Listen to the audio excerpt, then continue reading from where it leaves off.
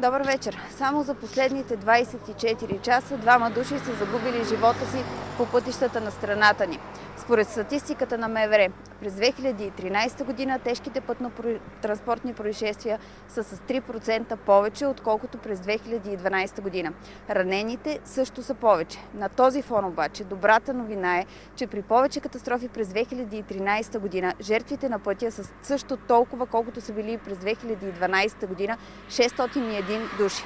Иначе, отново според статистика, близо половината от катастрофите, тежките, които се случват на нашите пътища, са с причина превишена скорост. Освен това, голяма част от инцидентите на пътя стават по второкласните и по третокласните пътища. И това е причината от КАТ да изпращат свои екипи приоритетно по селата. Ето и подробностите.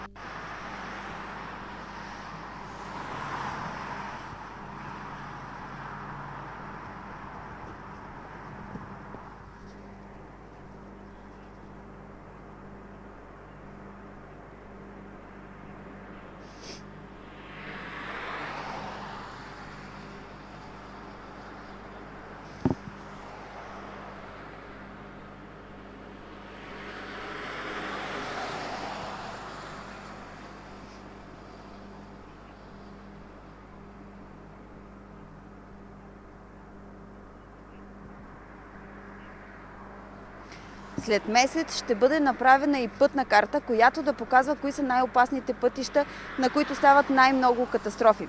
Картата ще бъде достъпна в интернет.